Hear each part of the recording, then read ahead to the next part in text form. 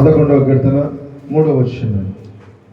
పునాదులు పాడైపోగా నీతిమంతులేమి చేయగలరు. ఇది మన అంశం. అందరు చెప్పండి. పునాదులు పాడైపోగా నీతిమంతులు ఏమి చేయగలరు. మళ్ళొకసారి. పునాదులు పాడైపోగా నీతిమంతులేమి చేయగలరు. చాలా దయచేసి కూర్చున్నాం. యోధికల్సలో మన అంశము ఇదే ఉన్నది. ఎందుకంటే మనం అనేక సార్లు మన పునాదులు, మన మూల రాళ్లను వదిలిపెట్టి మనము చాలా దూరం వెళ్ళిపోతున్నాం. సామెతల గ్రంథంలో ఒక మాట ఉంది, చదవండి. 22వ అధ్యాయం 28. 22వ అధ్యాయం 28. సామెతల గ్రంథం 22:28. నీ పితరులు వేసిన పురాతనమైన పొలిమేర రాతిని కొరింథీ పత్రిక 3వ అధ్యాయం, మొదటి పత్రిక 3వ అధ్యాయము 11. వేయబడినది తప్ప మరి ఒక పునాది ఎవడునూ వేయనేరడు. ఈ పునాది యేసుక్రీస్తే. Praise the lord. హల్లెలూయా. ఆ పునాది ఎవరంట? గట్టిగా. యేసుక్రీస్తు అంటే వాక్యం. ఆమేన్. హల్లెలూయా. ప్రియ దేవుని బిడ్డలారా, దేవుడు పాత నిబంధనలో ఒక్క పునాది వేశాడు, క్రొత్త నిబంధనలో ఒక్క పునాది వేశాడు. గుర్తుపెట్టుకోండి. ఆ ఒక్క పునాది మీద ఈ దినమున మనుషులు 3000 పునాదులు పక్కన కట్టి పెట్టారు. ప్రతి ఒక్కళ్ళు ఏమంటారంటే నా పునాది మంచిదో, నా పునాది మంచిదో. ఇప్పుడు పుచ్చొంకాయలు అమ్మేవాడు కూడా ఏమని చెప్తాడు? పుచ్చొంకాయలు అమ్మేవాడు కూడా ఏం చెప్తాడు? ఇప్పుడే నేను తోటలో నుండి కోసుకొచ్చాను, లేత వంకాయలు, మంచి వంకాయలు కొనుక్కోండి అంటాడు. అవి మంచి వంకాయలు, పుచ్చొంకాయలు, వారం రోజుల క్రితం వంకాయలు, అవి మనం పరిశీలన చేసి కొనుక్కోవాలి. వింటున్నారా? ప్రియ దేవుని బిడ్డలారా, ఎందుకు ఈ విషయాలు చెప్తున్నానంటే మనము చాలా మోసపూరితమైన రోజుల్లో ఉన్నాం. మన ప్రవక్త ముద్రలో ఏం చెప్పాడంటే, అందరు నాతో ఉన్నారా? రాకడకు ముందు, యేసు ప్రభు రెండవ రాకడకు ముందు నకిలీ కొన్ని వస్తాయంట. గుర్తుపెట్టుకుని. నకిలీ కొన్ని వస్తాయి, మోసం చేసాయి కొన్ని వస్తాయి. వింటున్నారా? మొన్నటిదాకా మనం ఏం చేసామంటే మన వర్తమానం కాకుండా బయట వాళ్ళతో పోరాడాం. ఇప్పుడు మన పరిస్థితి ఎట్లుందంటే ఇప్పుడు మనలతోనే యుద్ధం చేయాల్సి వచ్చింది. నేను చదువుకునే రోజుల్లో విశ్వనాథ నాయకుడు అని ఒక స్టోరీ ఉండేది. శ్రీకృష్ణదేవరాయలు పరిపాలించే రోజుల్లో అతని సైన్యాధిపతి పేరు ఏంటంటే నాగమ నాయకుడు. ఆయన కుమారుడి పేరు విశ్వనాథ నాయకుడు. ఈ నాగమ నాయకుడు మంచి సైన్యాధ్యక్షుడు. ఎక్కడికి పోయినా వాళ్ళ మంత్రి గారు ఏ పేరు? తిమ్మరుసు. యుద్ధం చేసుకుంటూ జయిస్తూ వస్తున్నాడు. ఒక రోజున శ్రీకృష్ణదేవరాయలు గారి సామంత రాజుల్లో ఒక అతని మీదకు ఇంకొక రాజు దండెత్తి వచ్చినప్పుడు శ్రీకృష్ణదేవరాయలు గారు ఏం చేశారంటే నాగమ నాయకుడు అనే సైన్యాధిపతికి కొంత సైన్యాన్ని ఇచ్చి నువ్వు వెళ్ళి ఆ రాజుకు సహాయం చేసి వాళ్ళని తరిమి ఆ రాజుగారిని క్షేమకరంగా అక్కడ పెట్టిరమ్మన్నాడు. నాగమ నాయకుడు సైన్యం తీసుకుని వెళ్ళాడు. వెళ్ళి ఆ సామంత రాజు మీదకి వచ్చిన సైన్యముతో యుద్ధం చేసి వాళ్ళందరినీ జయించి తరిమి అక్కడ ఉన్నాడు. అక్కడ ఆ రాజ్యాన్ని కొద్దిగా లేక ఆ ప్రజలను కొద్దిగా నెమ్మదిపరచడానికి సుమారుగా ఒక వారం 10 రోజులు యుద్ధం అయిపోయిన తర్వాత కూడా ఉన్నాడు. ఉన్న తర్వాత ఈ నాగమ నాయకుడికి ఏమొచ్చిందంటే ఒక ఆలోచన వచ్చింది. నేను ఎన్నో సంవత్సరాల నుంచి రాజుగారి దగ్గర సేవ చేస్తున్నాను కదా, నేను నా భార్య నా కొడుకు అందరు సేవ చేస్తున్నాము. ఇప్పుడు నేను ఈ రాజ్యానికి ఇప్పుడున్న రాజుగారు సరిగా లేడు, అందుకనే ఇంకో రాజు వచ్చాడు, నేనే రాజు అయితే ఎలా ఉంటుంది అని ఒక దురాలోచన ఆయనలో పుట్టింది. పుట్టి ఏం చేశాడంటే ఇక అక్కడ నుంచి కదలరా. మా మంత్రి గారు తిమ్మరుసుకి ఎందుకు డౌట్ వచ్చింది. రాజుగారు మరి మన నాగమనాయకుడు సైన్యాధిపతి సైన్యం తీసుకుని వెళ్ళాడు, కనీసం 4 రోజులు అయింది, మరి ఇంకా రావటం లేదేంటి? ఒక మంచి ఉత్తరం రాయండి, రాసి పంపించాడు. మళ్ళీ అక్కడి నుంచి ఉత్తరం వచ్చింది, ఇక్కడ రాజుగారి పరిస్థితులు బాగలేదు, ఆ రాజుగారు అంటే అందరూ నమ్మట్లేదు, ఇంకొంతకాలం ఉండి వస్తానని మళ్ళీ ఉత్తరం రాశాడు. సరే రాయలు నమ్మాడు, కానీ తిమ్మరుజు గారు మాత్రం నమ్మలేదు. ఎక్కడో కీడు డౌట్ వస్తుంది దీనికి. మొత్తానికి ఏదో సంథింగ్ ఈజ్ రాంగ్, ఏదో జరుగుతుంది. కొన్ని రోజుల తర్వాత ఈ నాగమ నాయకుడు ఆయన ఏం చేశారంటే, రాజా, ఈ రాజుగారు సరిగా పరిపాలన చేయట్లేదు కనుక నేనే ఈ రాజ్యానికి రాజుగా ఉండదలుచుకున్నాను, నన్ను ఆశీర్వదించండి అని ఉత్తరం రాశాడు. అప్పుడు శ్రీకృష్ణదేవరాయలు ఏం చేశారంటే, ఇప్పుడు మన సైన్యాధిపతే, మన సైన్యమే తీసుకొని వెళ్ళి మన మీద అలా తిరుగుబాటు చేశాడు. మళ్ళీ ఈయన ఉత్తరం రాశాడు, అలా కాదు, నువ్వు ముందు ఇక్కడికి రా, తర్వాత మాట్లాడదామంటే నేను రాను అన్నాడు. ఇంక ఇప్పుడు శ్రీకృష్ణదేవరాయలు గారు ఏం చేశారంటే, అతను రాజద్రోహం చేశాడు కనుక అతన్ని బంధించి తీసుకొని రావాలి. ఎవరు వెళ్తారంటే ఎవరు ముందుకు రావట్లేదు. ఎందుకని? నాగమ్మ నాయకుడు అంటే పరాక్రమంతుడు, ఆయన అనేకమైన యుద్ధాలు జయించినవాడు. ఆయనతో యుద్ధం చేయటము, ఆయన్ని జయించడము అందరూ కూడా ఉన్నారు. అయితే వాళ్ళలోంచి ఒక్కరోడు బయటకు వచ్చాడు. ఆ యవనస్తుని చూసి శ్రీకృష్ణదేవరాయలు గారు షాక్ అయ్యారు. ముందుగా యవనస్తుడు ఎవరో తెలుసా? నాగమ్మ నాయకుడు కొడుకు, అతని పేరు విశ్వనాథ నాయకుడు. నేను వెళ్తాను మహారాజా. రాజుగారికి డౌట్ వేసి మంత్రికి వెళ్ళి చూశాడు. మంత్రి గారు అన్నారు, పంపించండి.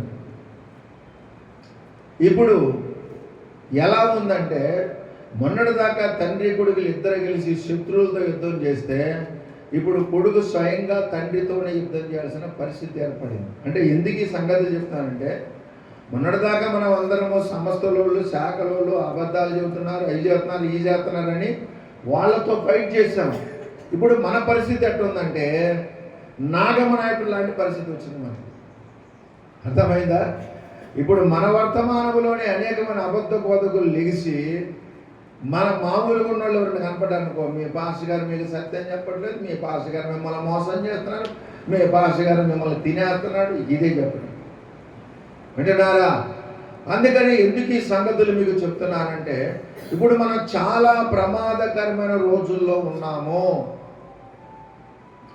అందుకని మరలా మీకు ఒకసారి మీ పునాదులు గుర్తు చేయాలని ఈ వర్తమానాన్ని నేను ఇది పబ్లిక్ మీటింగ్స్లో చాలాసార్లు బయట చెప్పాను. కానీ సంఘంలో కూడా చెప్పాలి కదా, అసలైన వాళ్ళకి చెప్పాలి కదా. జనాలు బయట చాలామంది ఉన్నారు కనుక ప్రియ దేవుని బిడ్డలారా, పునాదులు పాడైపోగా నీతిమంతులు ఏం చేస్తారంటే ఆ పునాది ఎక్కడుందో వెతుకుతారు. చదువులకి దేవుని స్తుతిద్దాం, హల్లెలూయా. ఇప్పుడు పాత నిబంధనలో దేవుడు వేసిన పునాది ఏంటంటే 10 ఆజ్ఞలు, ధర్మశాస్త్రం. మీకు కొన్ని రిఫరెన్స్లు ఇస్తాను, రాసుకోండి. మొదటి పునాది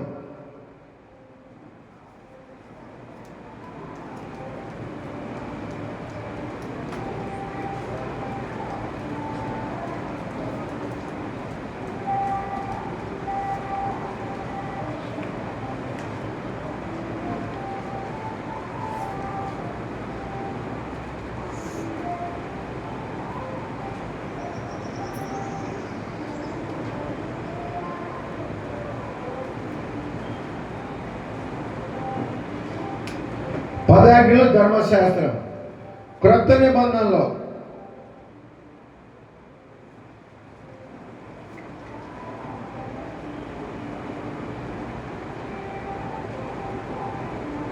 అపోస్తలుల కార్యం 2:42.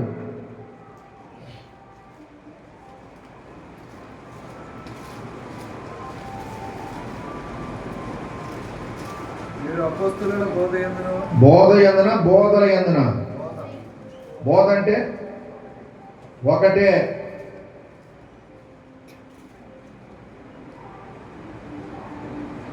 అపోస్తలుల బోధ యందును,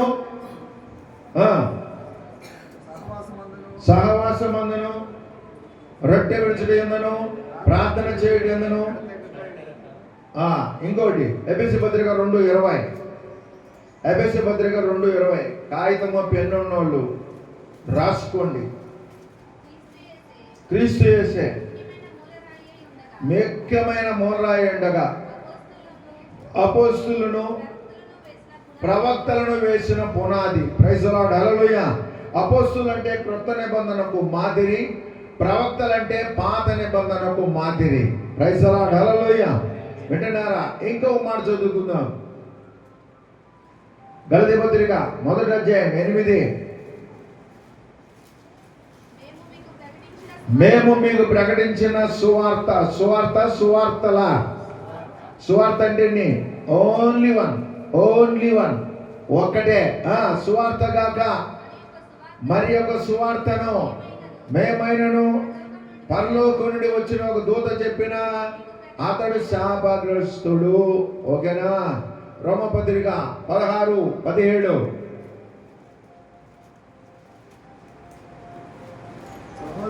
సహోదరులారా, మీరు నేర్చుకున్న బోధకు వ్యతిరేకముగా భేదములను ఆటంకములను కలుగజేయ వారిని వింటున్నారా? ఈ అపోస్తుల బోధకు వ్యతిరేకమైన బోధ ఎప్పుడు ప్రారంభమైందో తెలుసా? అపోస్తుల కాలంలోనే స్టార్ట్ చేశారు కొంతమంది. వింటున్నారా? ఇప్పుడు ఈ దినమున కూడా చదవండి అపోస్తుల కార్యము 9 ఎందుకు వాళ్ళు స్టార్ట్ చేశారు?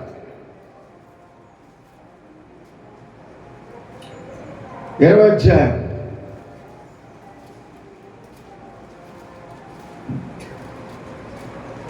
29:30. మీరు ఏంటి? నేను వెళ్ళిపోయిన తర్వాత క్రూరమైన తోడేళ్ళు మీలో ప్రవేశించునని నాకు తెలియదు. వారు మందను కనికరింపరు మరియు శిష్యులను, ఎందుకంటమ్మా శిష్యులను తమ వెంట ఈడ్చుకొని పోవాలని. వంకర మాటలంటే వాక్యములో లేనివి వంకర మాటలు. దేవుని వాక్యం ఎటువంటిది? తిన్ననిది. ఆమేన్, హల్లెలూయా. వింటున్నారా? అందుకనే తిన్నని మార్గం విడిచి చదవండి పేతురు 2వ పత్రిక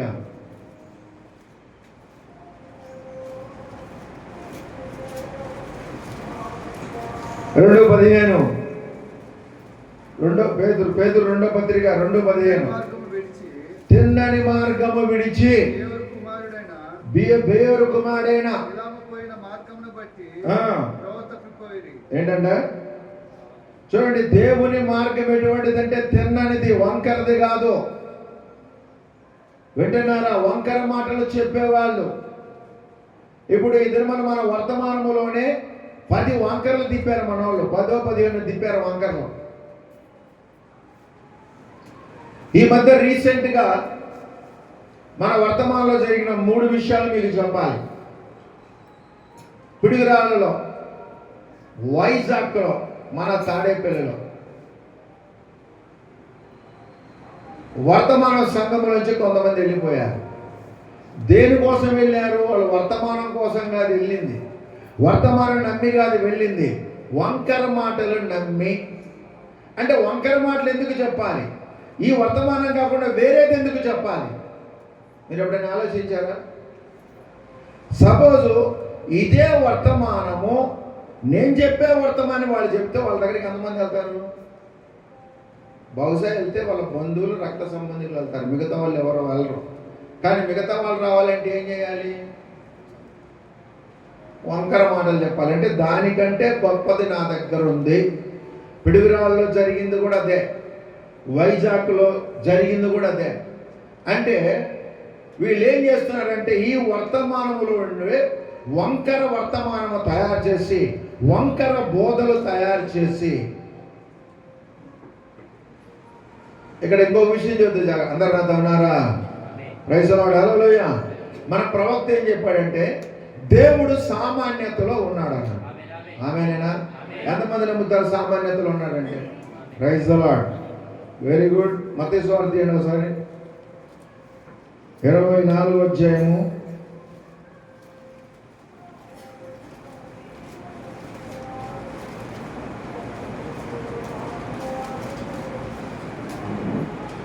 36 చదవండి. అందరిని తీయండి ఒకసారి, అందరూ ఒకసారి తీయండి అమ్మా. చదవండి ఇప్పుడు. అయితే ఆ దినమును గురించి, ఏ దినమది? రెండవ రాకడ గురించి, ఆ దినమును గురించి, ఆ గడియను గురించి తండ్రి మాత్రమే ఎరుగును కానీ. గుర్తుపెట్టుకోండి, ఎవరిది చెప్పండి అమ్మా గట్టిగా, మీరందరూ చెప్పాలి. ఏ మనుష్యుడైనను, ఏ మనుష్యుడైనను. చాలు. ఇప్పుడు రెండవ రాకడ మాకు తెలుసని చెప్పేవాళ్ళు మనుషులా లేకపోతే ఎవరు? చెప్పండి అమ్మా. 63లో రెండవ రాకడ చెప్పేవాళ్ళు మనుషులా యేసు ప్రభులా? యేసు ప్రభు అన్నాడు, పరలోకమైన తండ్రికి తప్ప ఎవరికి తెలియదు, మనిషికి, ఏ మనిషికి తెలియదు అన్నాడు. ఇప్పుడు ఈ దినమని అనేక మంది మనుషులు వచ్చి, భక్తులనే మనుషులు వచ్చి రెండవ రాకడ జరిగింది, రెండవ రాకడ నమ్మకపోతే నువ్వు ఎత్తపడవు. మరి వాక్యం ఏమంటుంది? ఈ రెండవ రాకడ ఏ మనిషికి తెలియదని వాక్యం చెప్తామని. వాక్యాన్ని నమ్ముతారు మీరు? నమ్మిన లాభం చెప్పండి. మరి వాక్యం ఏముంది? ఏ మనిషికి తెలియదు అని చెప్తున్నారు. మరి ఇప్పుడు మన దగ్గరకు వచ్చి, లేదా మన వర్తమానంలోకి వచ్చి చెప్పేవాళ్ళు వీళ్ళు మనుషుల, దేవుళ్ళ, దెయ్యాల? వాక్యములో లేనిది చెప్పేది దయ్యమే. సేవకుడు కావచ్చు, పెద్ద పెద్ద బిషప్ కావచ్చు, ఎవరైనా సరే వాక్యములో లేనిది ఎవరైనా చెప్పాడంటే 100% దయ్యమే. గుర్తుపెట్టుకోండి. మీకు ఇంకా అర్థం కావాలంటే, ఏదేం తోటలో అవ్వతో దేవుడు ఏం చెప్పాడు? ఇది తినొద్దు అన్నాడు. వాడు వచ్చి ఏం చెప్పాడు? చెప్పండి అమ్మా, అసలు తినాల్సింది అదే అన్నాడు. దేవుడు ఏమన్నాడు? తింటే చేస్తావు అన్నాడు. వాడేమన్నాడు? సావరు అన్నాడు. మరి వీళ్ళేమంటున్నా? ఏ మనిషికి తెలియదు కానీ మాకు తెలుసు. వింటున్నారా? కనుక జాగ్రత్తగా ఉండండి. వంకర మాటలు చెప్పేవాళ్ళు, వంకర వర్తమానాలు వస్తున్నాయి. అదేనండి పెద్ద ఆయన చెప్పాడు, పెద్ద ఆయనకి ఇద్దాను కదా. సామాన్యతలో వాక్యాన్ని చదవండి. ప్రవక్త అనేకమైన వర్తమానాలు ఏం చెప్పాడు తెలుసా? నా మాటలు తప్పు కావచ్చు కానీ వాక్యం తప్పు కాదన్న. ప్రైజ్ ది లార్డ్, హల్లెలూయా. వింటున్నారా? సరే, ఇంకొద్దిగా ముందుకెళ్దాం మనం. కనుక గుర్తుపెట్టుకోండి, మీ మనసులో పెట్టుకోండి, రెండవ రాకడ అనేది ఏ మనిషికి తెలియదు. ఒకవేళ ఎవడైనా నాకు తెలుసు అని చెప్పారంటే వాడు దేవుడైనా అయి ఉండాలి, లేదా దెయ్యమైనా అయి ఉండాలి. ఇంగ్లీష్లో, తెలుగులో కుమారుడు అన్నాడు కానీ ఇంగ్లీష్లో కుమారుడు అనే పదం కూడా లేదు. దేవుడికి తప్ప ఎవరికి తెలియదు అన్నాడు. ఓకేనా? సరే, ఎందుకు ఈ సంగతులు మీకు చెప్తున్నానంటే, ఇప్పుడు మోసం అనేది మన వర్తమానంలో బయలుదేరుతుంది. ఇవన్నీ ఎందుకు చెబుతుంటే పోయిన వాళ్ళ గురించి కాదు. పోయిన వాళ్ళు రావాలని నేను కోరుకోవట్లేదు, గుర్తుపెట్టుకోండి. ఒకవేళ మీరు ఎవరిని కోరుకుంటే నాకు వద్దు. వింటున్నారా? వాళ్ళు ఒక్క రోజుతో నిర్ణయం తీసుకొని పోయిన వాళ్ళు కాదు. మీకు అర్థమైందా? అబ్షాలోము అంట 4 సంవత్సరాలు చేసినట్ట కుట్ర, తెలుసా? తండ్రికి వ్యతిరేకంగా. వీళ్ళు కనీసం సంవత్సరం పైనుంచి స్టార్ట్ చేశారు ఆ కుట్ర. ఆన్లైన్లో బైబిల్ క్లాస్ పెట్టారు. వింటున్నారా? ఒక టీమును తయారు చేశారు. మీకు ఇంకా అర్థం కావాలండి, అందరు నాతో ఉన్నారా? ఇప్పుడు పరలోకం నుండి సాతాను తోయబడ్డాడు కదా. ఒకడే తోయబడ్డా? చెప్పండి. ఒకడే తోయబడ్డా? తలగా ఇటు పోవాలి అర్థం కావట్లేదు.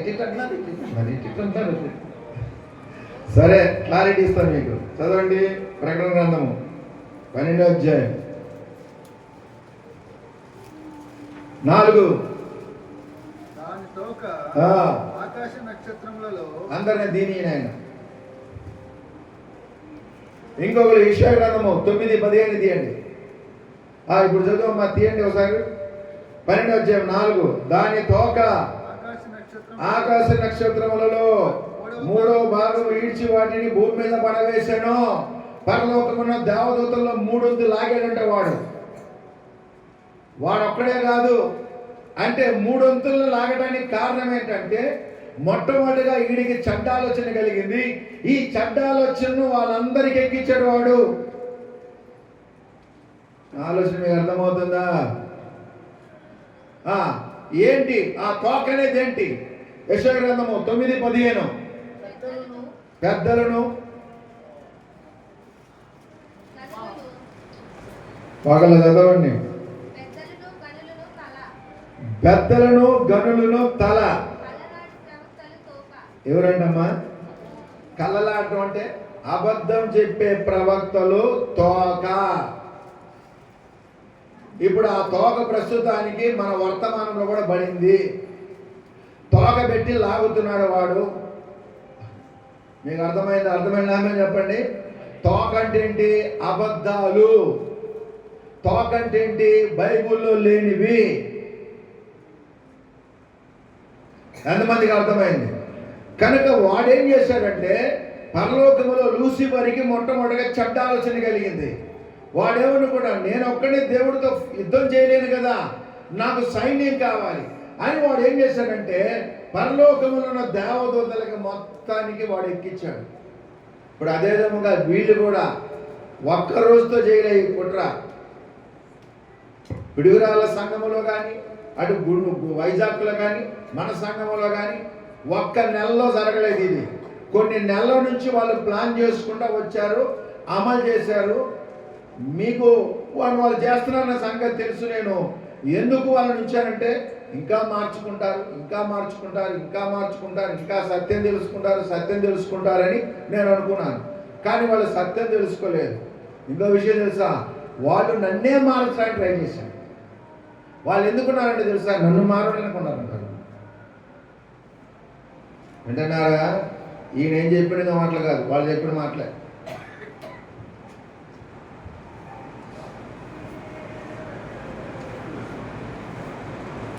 సాతాను ఎలాగైతే పరలోకములో ఒక గ్రూపును తయారు చేశారో, ఈ అబద్ధ బోధను నమ్మిన వాళ్ళు కూడా ప్రతి సంఘములో ఒక గ్రూపును తయారు చేసుకున్నారు.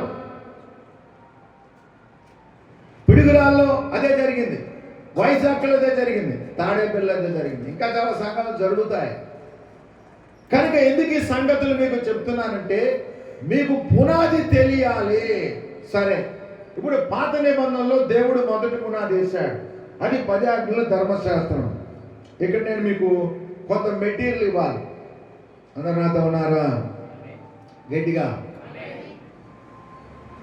ఇప్పుడు పాత నిబంధనలో దేవుడు కనాని దేశాన్ని ఎవరికి ఇస్తానన్నాడు?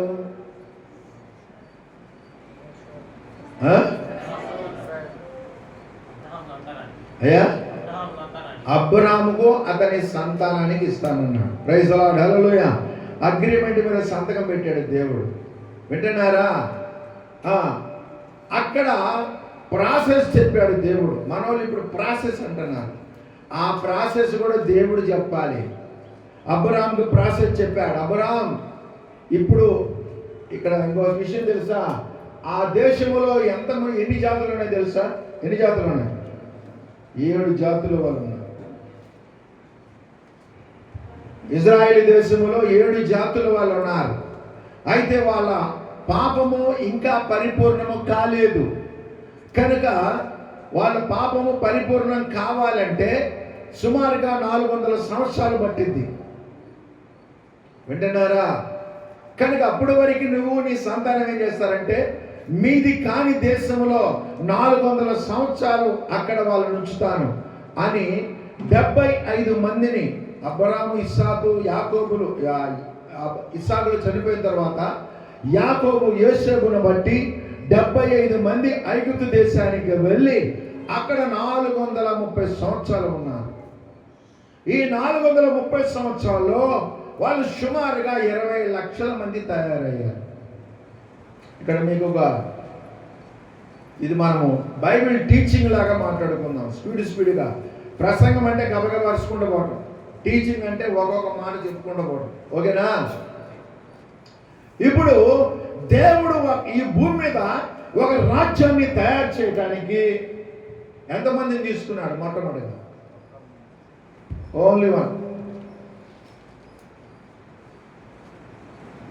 తర్వాత ఏళ్ళలోంచి ఇస్సాకు, తర్వాత ఏళ్ళలోంచి యాకోబు, ఏళ్ళలోంచి 12 మంది, ఏళ్ళలోంచి 75 మంది.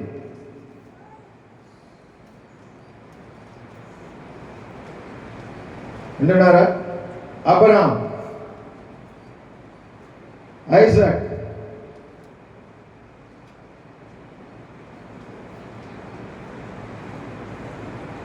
యాకోబు, తర్వాత 75 మంది వెళ్ళి 400 సంవత్సరాలకి ఎంతమంది అయ్యారు? 20 lakhs పీపుల్, 20 లక్షల మంది అయ్యారు. దేవుడు భూ సంబంధమైన ఇప్పుడు కొత్త నిబంధనలో దేవుని రాజ్యం ఉంది. దేవుని రాజ్యాన్ని కూడా దేవుడు ఎలా తయారు చేశాడు కదా సార్? ఆయన ఒక్కడే తీసుకున్నాడు. ఎవరైనా పేరు?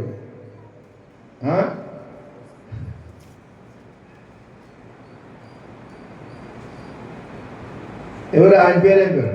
యేసుక్రీస్తు. ప్రైజ్ ది లార్డ్, హల్లెలూయా.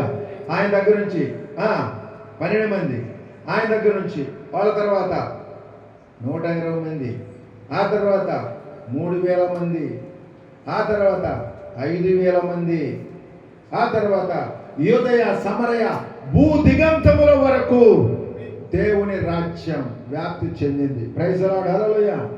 ఇది భూ సంబంధమైన రాజ్యం, ఇజ్రాయెల్ రాజ్యం. ఇది ఆత్మ సంబంధమైన రాజ్యం. ఈ ఉదయకాలంలో మీకు ఒక విషయం చెప్తున్నాను అండి. ఎవరైతే యేసు ప్రభువుని దేవునిగా అంగీకరించి మారు మనసు పొంది, యేసు కృష్ణ బాప్తిసం పొంది, పరిశుద్ధాత్మ పొంది, ఆయన వాక్యానుసారంగా జీవిస్తున్నారో వాళ్ళందరూ ఎక్కడున్నారు తెలుసా? దేవుని రాజ్యములో ఉన్నారు.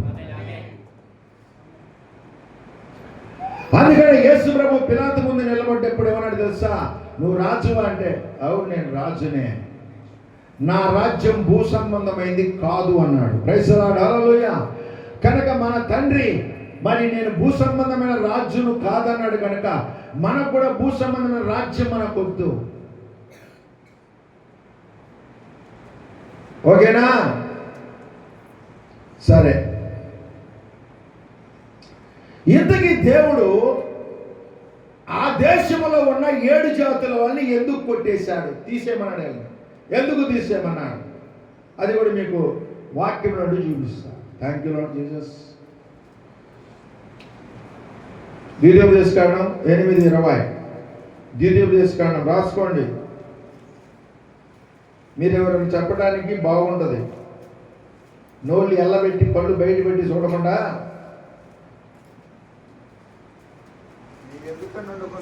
ఒక్క నిమిషం. 8వ అధ్యాయము 20. Very good. నీ ఎదుట ఉండకుండా యెహోవా నశింపజేయుచున్న జనములు వినకపోయినట్టు నీ దేవుడైన యెహోవా మాట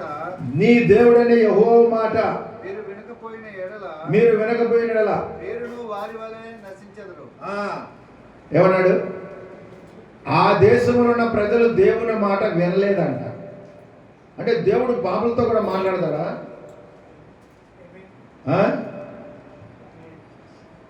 కీర్తనల గ్రంథము 25వ అధ్యాయం.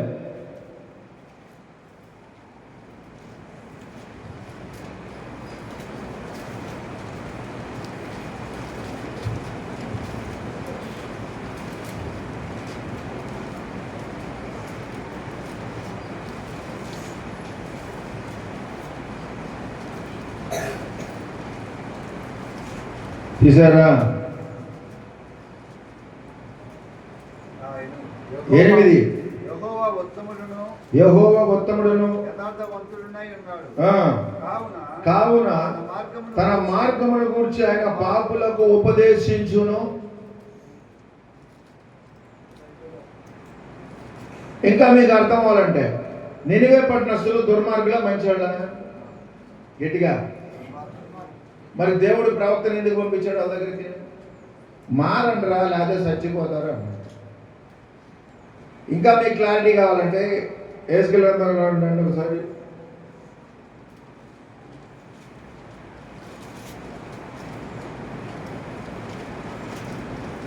18వ అధ్యాయం 23. దుష్టులు మరణము నొందుట చేత నాకేమాత్రమైన సంతోషము కలుగునా వారు తమ ప్రవర్తనను దిద్దుకొని బ్రతుకుటయే ఎందుకని సంతోషము. ఒకటి చట్టబడి చచ్చిపోతే మనం అనుకుంటాం పీడ పోయింది, ముగ్గురుడికి పడింది, దరిద్రం పోయింది అనుకుంటాం. కానీ వాడిని చూసి కూడా బాధపడే ఆయన ఒక ఆయన ఉన్నాడు, ఆయన ప్రభువైన యేసుక్రీస్తు. ప్రైజ్ ది లార్డ్, హల్లెలూయా. ఎందుకో తెలుసా, వాడిని పుట్టించింది కూడా దేవుడే. వాడి కోసం కూడా సిలువను మోసాడు, వాడి కోసం కూడా రక్తమును కార్చాడు, వాడి కోసం కూడా ప్రాణమును పెట్టాడు. ఇంకా మళ్ళీ ద్వితీయోపదేశకాండంలోకి వద్దాం. 9:4.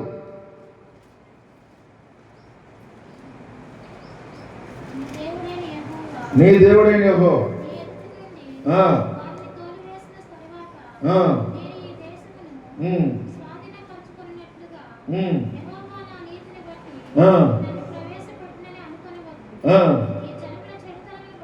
ఈ జనుముల చెడుతనమును బట్టి యెహోవా నీ ఎదుట నుండి వారిని వెళ్ళగొట్టుచున్నాడు. అంటే వాళ్ళు ఏం చేస్తారంట, ఇంకా ఉంది వాళ్ళ గురించి, ఘోరమైనవి ఉన్నాయి. చూపిస్తా చదవండి.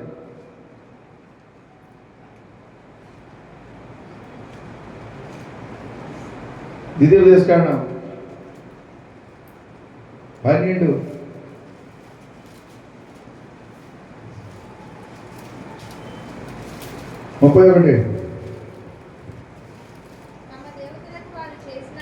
తమ దేవతలకు వారు చేసినట్లు నీవు నీ దేవుడైన యెహోవాకు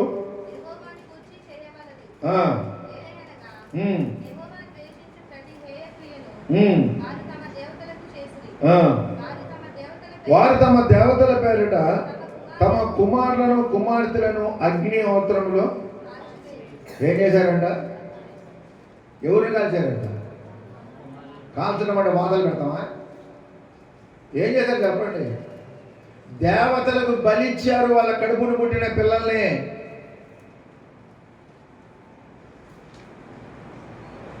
వింటున్నారా? వాళ్ళ కడుపును పుట్టిన పిల్లల్ని. ఇదే స్టైల్ ఇజ్రాయెల్ కూడా ఫాలో అయ్యారు. కీర్తనల గ్రంథం 106, కీర్తనల గ్రంథం 106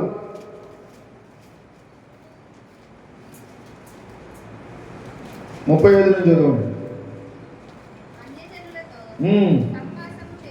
ఓకే,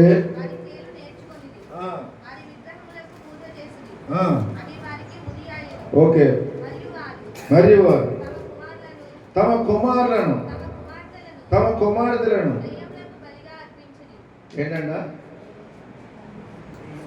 ఏదో కోడినో కుక్కనో లేదా ఏదో దూడనో వధించారంటే అంతవరకు ఓకే. వాళ్ళ కడుపున పుట్టిన కుమారులను కుమార్తెలను దేవతలకు బలిచ్చారంట వాళ్ళు. వింటున్నారా?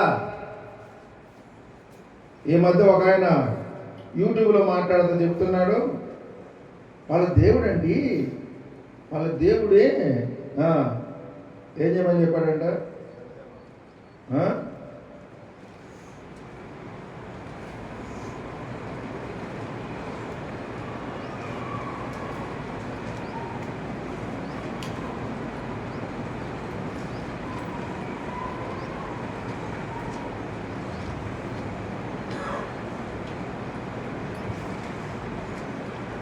ఏడో అధ్యాయం ద్వితీయోపదేశకాండం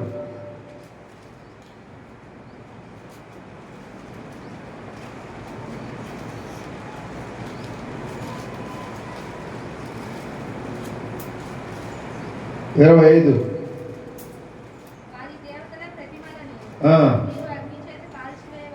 ఇది పట్టుకొని ఆయన అంటాడు, వాళ్ళండి వాళ్ళ దేవుడు చెప్పాడు విగ్రహారాధన చేసే వాళ్ళని చంపేయమని చెప్పాడంట.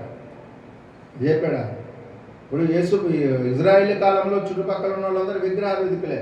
వాళ్ళందరి మీదకు పోయి మీరు విగ్రహారం చేస్తున్నారు కనుక మిమ్మల్ని చంపేస్తాము, మిమ్మల్ని బతకనేము అని యుద్ధానికి వెళ్ళలేదు వాళ్ళు. వింటున్నారా? కానీ ఇజ్రాయిల్ దేశంలో లేకపోతే కనాను దేశంలో ఉన్న 7 జాతుల వాళ్ళని దేవుడు తీసివేయటానికి ముఖ్యమైన కారణం ఏంటంటే వాళ్ళు భయంకరమైన హేయమైన కార్యాలు చేశారంట.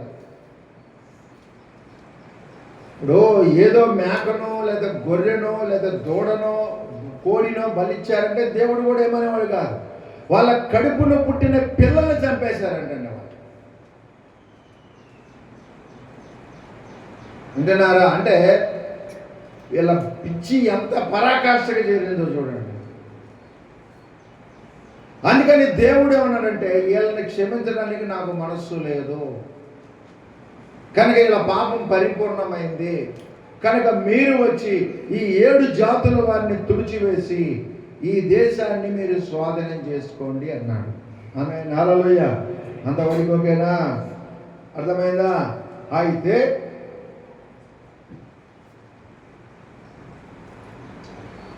ఈ ఇజ్రాయేలీలకు దేవుడు వేసిన పునాది ఏంటంటే 10 ఆజ్ఞలు ధర్మశాస్త్రం. చదువులేక దేవుని స్తుతిద్దాం. హల్లెలూయా. దేవుడు వీళ్ళకి వేసిన పునాది ఏంటంటే 10 ఆజ్ఞలు ధర్మశాస్త్రం. చదవండి.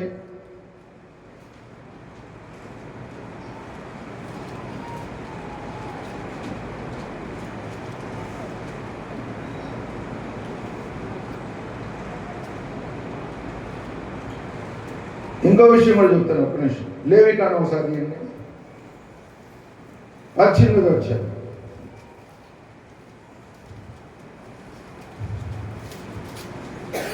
26:30. కాబట్టి మీకంటే ముందుగా ఉన్నవారు వారు అనుసరించిన ఏమైనా ఆచారములలో దేనినైనా అనుసరించుట వలన అపవిత్రత కలుగ చేసుకొనకుండునట్లు నేను మీకు విధించిన విధిని అనుసరించి నడుచుకున్న వాళ్ళను.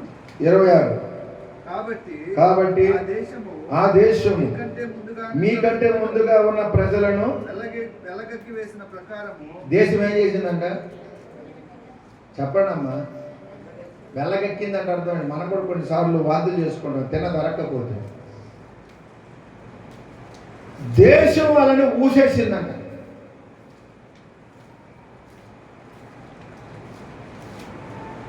వింటున్నారా? ఎందుకు కక్కింది? చదువునండి. స్వదేశీయ గాని మీలో నివసించే పరదేశీయ గాని ఈ హేయ క్రియలన్నిట్లో దేనిని చేయక ఈ నా కట్టడలను విధులను ఆచరింపవలెను. చాలు చేతులు బాగా దేవుని స్తుతిద్దాం. హల్లెలూయా. వాళ్ళ విగ్రహాలను వాళ్ళని ఎందుకు తీసేయమనంటే అవి మీరు నేర్చుకోకూడదు. మీకు ఒక విషయం చెప్తే జాగ్రత్తగా రండి.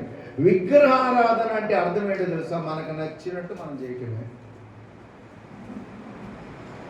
విగ్రహారాధన అంటే ఏంటి? మనకు నచ్చినట్టు మనం భక్తి చేయటమే. నేను ఒకసారి చూసాను రోడ్డు అమ్మండి, పెద్ద ఖరీదైన కార్లు వేసుకుని వెళ్తున్నాడు వాడు వెనకాల. వాడికి సొక్కా లేదు, నిక్కర్ లేదు, డైరీ కూడా లేదు. వాడి చేతిలో ఒక కర్ర ఉంది, అట్టాగే పోతున్నాడు. వాడి వెనకాల ఆడవాళ్ళు కూడా పోతున్నాడు. భక్తి చెప్పండి. వాడికి కనీసం డైరీ కూడా లేదు, సొక్కా బనీని కాదు, దిగంబరికి వెళ్తున్నాడు. కర్ర పట్టుకున్నాడు, కర్ర మీద ఎర్ర బుధం పెట్టుకుపోతున్నాడు. వాడి వెనకాల ఆడవాళ్ళు పోతున్నారు, వాడి వెనకాల పెద్ద కార్లు వెళ్తున్నారు. అయితే మన దేవుడు ఎటువంటి వాడంటే ఆయన ఆజ్ఞలు ఇచ్చేవాడు. ఇలా నడవాలి, నువ్వు ఇలా ఉండాలి. Praise the lord. హల్లెలూయా. ప్రియ దేవుని బిడ్డలారా, మన దేవుని యొక్క ధర్మము, దేవుని యొక్క న్యాయము చాలా గొప్పది. ఆయన ఏమన్నాడు తెలుసా? నువ్వు ఒక వ్యక్తిని పనికి తీసుకెళ్తే ఏ రోజు డబ్బులు ఆ రోజు వాడికి ఇచ్చేయాలి. ఒకవేళ వాడు ఒప్పుకుంటే వారం తర్వాత ఇవ్వమంటే ఇవ్వచ్చు. కానీ బైబిల్ చట్టం ఏంటో తెలుసా? ఏ రోజు డబ్బులు సాయంత్రం వాడికి ఇచ్చేయాలి.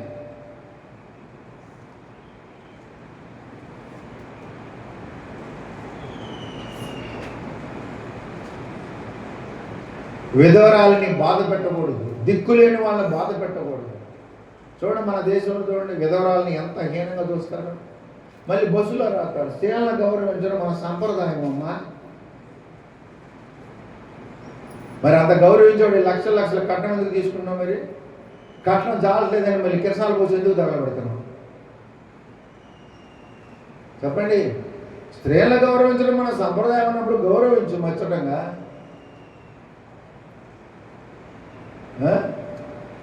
బజుల్లో రాస్తారు స్త్రీలను గౌరవించడం మన సంప్రదాయం. అంటే బైబిల్ స్త్రీలను గౌరవించే దిగిరితనం అని చెబుతుందా? బైబిల్ ఇంకా గౌరవించమంటుంది, ఆమెను సన్మానించమంటుంది. వింటున్నారా? మన భార్యలు ఏం చేయాలంట చెప్పండి అయ్యా. పాపం మొగలకు మాట్లాడి ఈ మాట చెప్తారు. పేతురు పత్రిక 3వ అధ్యాయం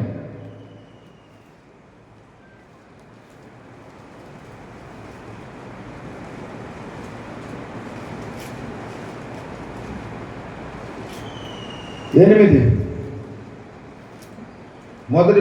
పేతురు మొదటి పత్రిక 3:8. తుదకు మీరందరూ ఏక మనస్కులై, అంటే భార్యాభర్తలు ఒకరు సుఖ దుఃఖముల యందు ఒకరు పాలుపడి సహోదర ప్రేమ గలవారును కరుణా చిత్తులను వినయ మనస్కులై ఉండుడి. 7 చదువురా.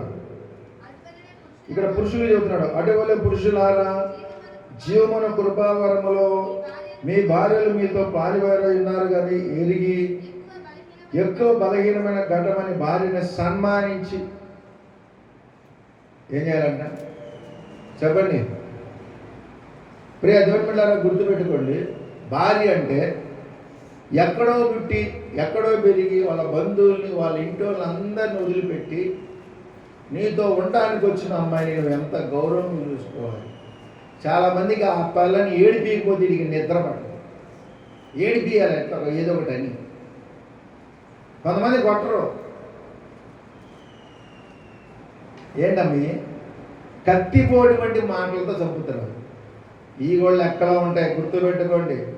అత్తలో మీరు మాట్లాడే మాటలు లెక్కలు ఉంటాయి, కోడళ్ళు మీరు మాట్లాడే మాటలు లెక్కలు ఉంటాయి, భర్తలు మీరు మాట్లాడే మాటలు కూడా లెక్కలు ఉంటాయి. కనుక భార్యని సన్మానించాలంట. సన్మానించడం నెత్తిని పెట్టుకొని పోమని కాదు, బేసన్లో కూర్చోబెట్టుకోండి. వింటున్నారా? కొట్టమని కాదు. మన ప్రవక్త ఉన్నాడు, నీ భార్య నీ కాలి కింద పట్ట కాదు అన్నాడు. కాళ్ళు చూసినాడు దొరవటానికి.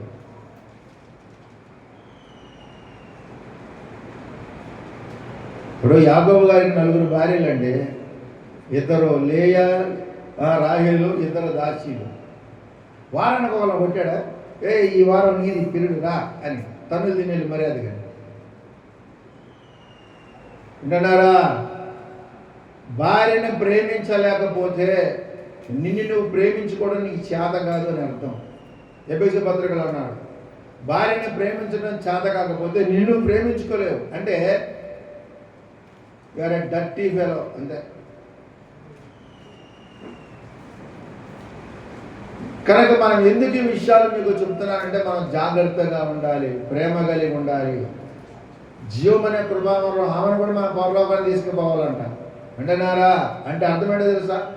ఆమె భారాన్ని కూడా నువ్వు కొంత మోయాలి. ఆమె బలహీనమైన ఘట్టమే. ఇప్పుడు మనం చిన్నప్పుడు మనకు బాగా లేనప్పుడు మన తల్లి సంకటేసుకున్న బాల దోళ్ళ ఉన్నాం, నడువు రాని కింద పడేసిందా? అట్లాగే భర్తలు గుర్తుపెట్టుకోండి, నువ్వు భక్తి కలిగి ఉండాలి, నీ భార్యను కూడా తీసుకెళ్ళాలి నువ్వు.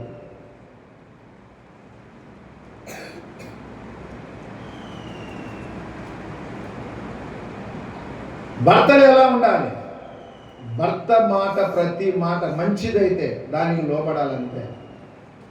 నువ్వు భర్త మాట వినకపోతే దాన్ని బట్టి కూడా దేవుడు అడుగుతాను. నేను ఏమ్మా ఆయన చెప్పిన మాట నాకు నచ్చలా,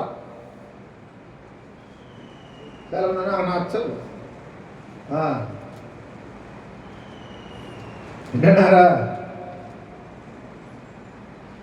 అందుకనే అబ్రాహాము గారి శారా గురించి వర్తమానంలో ఏమనంటే ప్రవక్త, దేవుని తర్వాత దేవునిలాగా అబ్రాహాముని ప్రేమించిందంట.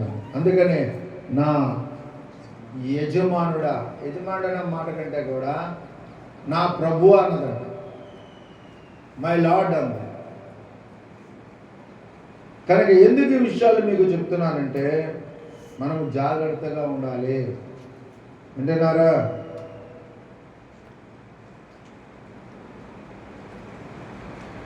దేశం అంట వాళ్ళని కక్కి వేసిందంట. అయితే ఇప్పుడు దేవుడు వీళ్ళకేసిన పునాది ఏంటంటే,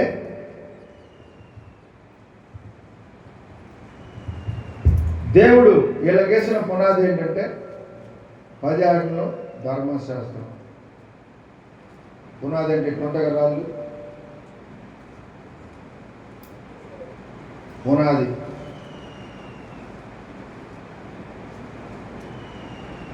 అయితే ఇజ్రాయిల్ ఏం చేశారంటే, వాళ్ళు ఈ దేశంలోకి, ఇజ్రాయెల్ దేశంలోకి వచ్చి 7 జాతుల వారిని నిర్మూలన చేసిన తర్వాత మళ్ళీ వీళ్ళ కూడా ఒక డిగ్రీ ఉంది, అది కూడా చూద్దాం. టైం చాలా ఉంది కదా, మనకు కూడా వస్తుంది అప్పుడప్పుడు. తిమ్మిది ఏంటది?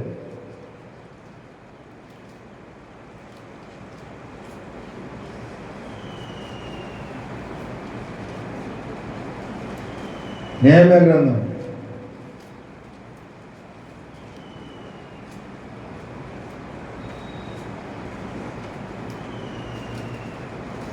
9వ అధ్యాయం.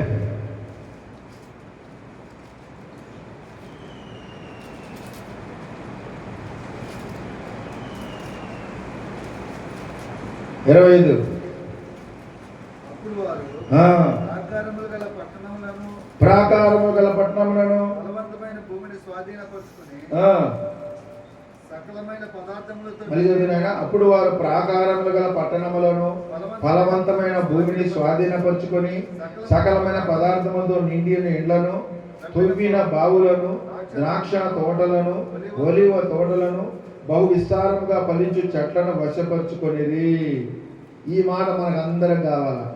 అలాగున వారు తిని తృప్తి పొంది ఏంటంట మదించి అని ఉంది. అంటే మనిషి యొక్క క్యారెక్టర్ చెప్తున్నాను, మనిషి యొక్క స్వభావం ఎటువంటిదో గుర్తుపెట్టుకోండి. మనకు అన్ని సౌఖ్యంగా తినటానికి ఉండటానికి బాగుందనుకో, నెక్స్ట్ మనకు వచ్చేది ఏంటి? అది మదం వస్తుంది అన్నదా. చూడాడు తాను తీస్తానండి, కాళ్ళు వెనక్కి తిప్పుతానండి, నోరు ఎత్తితే తాగుతానండి, నా ముందు నిలబడతాడు. ఏం మాట్లాడి అంటే ఇది వాళ్ళకు వచ్చిందని కాదు, ప్రతి మానవుడికి వస్తుంది ఈ స్వభావము. కనుక దాన్ని మనం జాగ్రత్తగా మనం చూసుకోవాలి. మదించి అంటే గర్వం, మదము అంటాం మనం సింపుల్ భాషలో. మదం వచ్చింది వాడికి. ఇజ్రాయెల్ కూడా మదం వచ్చిందంట, మదించి అన్నాడు నెహమ్యా, మదించి. కనుక దేవుడు మనకు సమృద్ధిగా తినటానికి ఉండటానికి ఇచ్చినప్పుడు మనం ఎలా ఉండాలని తెలుసా? దేవుడు నిన్ను ఇంకా హెచ్చించాలంటే ఆయన బలిష్టమైన చేతి కింద దీన మనసు కలిగి ఉండాలి. మతాలు గీతాలు రాకూడదు మనకు. ఏం చేశారంట? మదించి ఏం చేశారంటే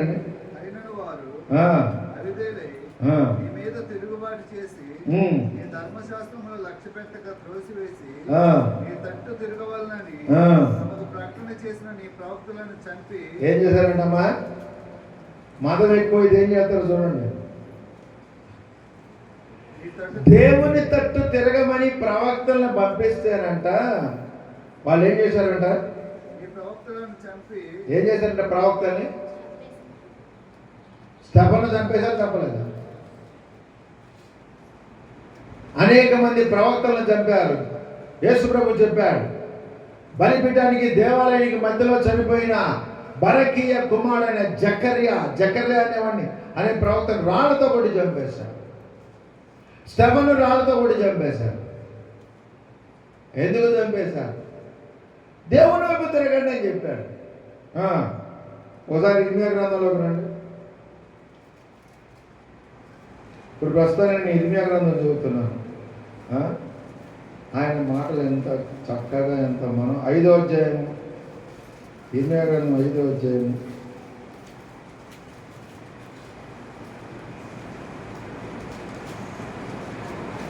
ఐదో అధ్యాయం మొదటి నుంచి చదవండి. యెరూషలేము వీధుల్లో దాని రాజవీధులలో విచారించండి, న్యాయము జరిగించుచు నమ్మకముగా ఉండ యత్నించుచున్న ఒకడు మీకు కనబడిన యెడల నేను దాన్ని క్షమించుదును.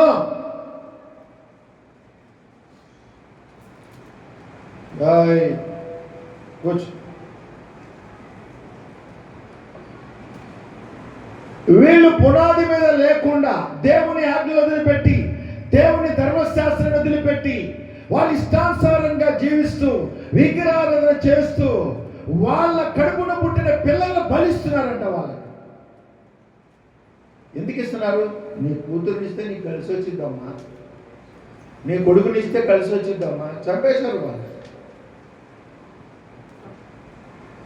ఇప్పుడు పాత నిబంధనలో దేవుడు పిల్లల్ని బలీమని చెప్పాడా? మీ కుమార్తెలను బలీమని చెప్పాడా? మీ కుమారులను బలీమని చెప్పాడా? ఇందాక మనం చదువుకున్నాం, వాళ్ళు అన్యుల ద్వారా ఎన్ని నేర్చుకున్నారు.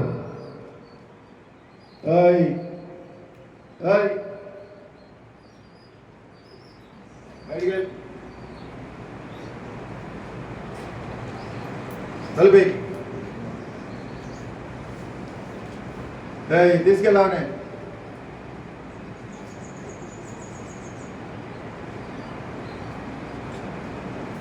చర్చి అనేది పిల్లలు ఆడుకునే పార్కు కాదు. తల్లిదండ్రులు ఎక్కడ ఉంటే వాళ్ళు అక్కడ ఉండాలి.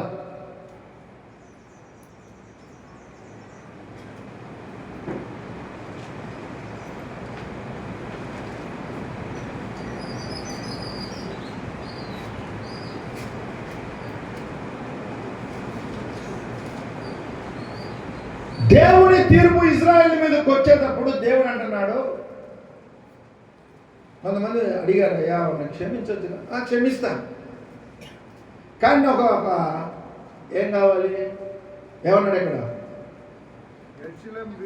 యెరూషలేము వీధుల్లో ఇటు అటు పరిగెత్తుచు చూచి తెలుసుకున్నాడు, దాని రాజు వీధుల్లో విచారణ చేయుడి, న్యాయం జరిగించు నమ్మకముగా ఉండ యత్నించుచున్న ఒకడు మీకు కనబడిన యెడల నేను దాన్ని క్షమిస్తా. న్యాయం జరిగించేవాడిని ఒకడు చూపించండి, నీతిగా ఉండేవాడిని ఒకడు చూపించండి, నేను క్షమిస్తా. అంటే ఇజ్రాయెల్ ప్రజలు ఎట్టయిపోయారు? ఇంకా కింద ఇంకా భయంకరం ఉంది, చదవండి. యెహోవా జీవం తోడు 8 బాగుగా బలిసిన గుర్రముల వలె ప్రతివాడును. ఏంటంట? బాగుగా బలిసిన గుర్రము వలె ప్రతివాడును ఇటు అటు తిరుగుతూ పొరుగువాని భార్య వెంబడి సగిలించును. ఏంటంట? చెప్పండి అయ్యా. ఇప్పుడు నీ భార్య వెనకాల నువ్వు సగిలించు, ఇదిలించు, దగ్గు, ఏమని చెయ్యి. బాగుగా బలిసిన గుర్రమలాగా ఎంతకీళ్ళు ఎవరు? ఇజ్రాయిల్. ఇంకా దేవుని పిల్లలు, 10 ఆజ్ఞలు కలిగిన వాళ్ళు, ధర్మశాస్త్రం కలిగిన వాళ్ళు, సున్నతి పొందిన వాళ్ళు. ఒకప్పుడు వీళ్ళు ఐగుప్తు దేశంలో మట్టి విసుకున్న వాళ్ళు, ఒళ్ళంతా దెబ్బలు. ఇలా తాత ముత్తాతలకి ఇనుప కలుపులో నుండి తీసుకొచ్చి దేవుడు నీకు పాలు తేళ్లు ప్రవహించే దేశం ఇస్తే వీడేం చేస్తారంట? బాగుగా బలిసిన గుర్రంలాగా. అంటే బాగా బలిసిన గుర్రం ఏం చేసింది? సగిలిచ్చిందంట. రండి రా, ఎవడో రండి చూద్దాం. అట్టా వీళ్ళు కూడా అంట, ఎవరు? ఇజ్రాయేలు పురుషులు బాగా బలిసిన గుర్రమలాగా ఇటు అటు తిరుగుచు తన పొరుగు వాని భార్య వెంబడి సగిలించును. అట్టి కార్యమును బట్టి నేను దండింపకుందునా, అట్టి జనం మీద నా కోపము తీర్చుకొనకుందునా. వింటున్నారా? అంటే పురుషులు సగిలిస్తారు కనుక మీరు కూడా సగిలించమని చెప్పి వాళ్ళు నవ్వితే మేము నవ్వాం. ఎవరు నవ్వమన్నాడు వాళ్ళని చూసి? చాలా మంది అంటారు, ఆయన మొట్టమొదటి నవ్వాడు, ఆ తర్వాత నేను నవ్వాను. వీడంటాడు, లేదు ఆయన ముందు నవ్వు, తర్వాత నేను నవ్వు. నీ భార్యను చూసి నవ్వు, నీ భార్య చుట్టూ తిరుగు. ఎవడు వద్దండి, దేవుడు కూడా ఎవడు. ఇంకోటి భార్య వెనకాల తిరిగి సగిలితే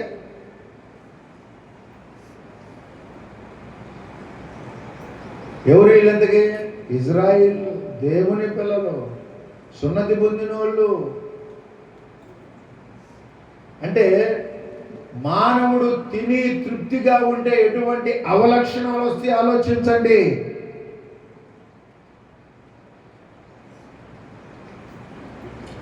ఏడవ వచనం, నీ పిల్లలు నన్ను విడిచి దైవము కాని వాటి తోడని ప్రమాణము చేయుదురు. నేను వారిని తృప్తిగా పోషించినను వారు వ్యభిచారము చేయుచు వేసలేళ్లలో గుంపులు కూడుదురు. నేను ఎట్లు క్షమించేది? చూడండి, ఇజ్రాయిల్ పిల్లలు యవనస్తులంట ఏం చేస్తానంట, దైవములు కాని వాటి దగ్గరికి వెళ్ళి వేశ్యలలో గుంపులు కూడుతున్నారంట. అంటే వ్యభిచారం చేస్తున్నారు. ఇటువంటి వాళ్ళని నేను ఎలా క్షమించేది? ఇప్పుడు ఇస్సాకు ఉన్నాడు, అబ్రాహాం కుమారుడు. ఇస్సాకు పెళ్ళి అయ్యడానికి 40 సంవత్సరాలు. మరి ఇస్సాకు వ్యభిచారా? యాకోబు మోసగాడే, కానీ యాకోబు వ్యభిచారి కాదు. ఒకవేళ యాకోబు వ్యభిచారి అయితే పెళ్లి కాకముందే 2-3 పిల్లలు కానీ రాగలుగుతాడు. ఎందుకని ఆ గొర్రెల మంది కాసింది, ఈయన గొర్రెల మంది కాస్తాడు. నువ్వు ఈ గొర్రెల మంది నడిపి తీసుకురా, నేను ఈ గొర్రెల మంది ఇంటికి తీసుకొస్తాని చేయాల్సిన కుంపులని చేసేవాడు. కానీ 7 సంవత్సరాలు మామగారి ఇంట్లో ఉండి కూడా తాను ఎంతో ఇష్టపడిన అందమైన అమ్మాయి కళ్ళ ముందున్నా సరే ఎటువంటి తప్పు చేయాల. ఏదైనా మనం పేపర్లో చదివితే నేను ఒకరిని ప్రేమించాను, వాడు ఇప్పుడు నన్ను పెళ్లి చేసుకున్నట్టున్నాడు, నాకు 3వ నెల, నాకు న్యాయం తీర్చండి అని పోయి గవర్నమెంట్ ఆఫీస్ ముందు కూర్చోండి. గవర్నమెంట్ ఆఫీస్కి చెప్పే పోయేవాడు వెనకాల. నువ్వు ప్రేమించే ప్రతి ఒక్కడు పెళ్లి చేసుకుంటా అన్నాడు. పెళ్లి చేసుకుంటా అని వెనకాల తిరగటం ఏడబడతాడు.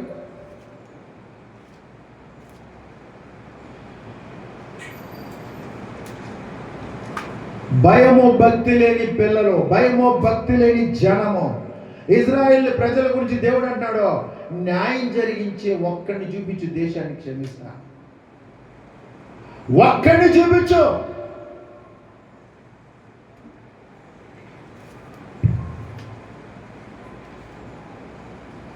అదే ఇర్మియా గ్రంథం 7వ అధ్యాయం 23.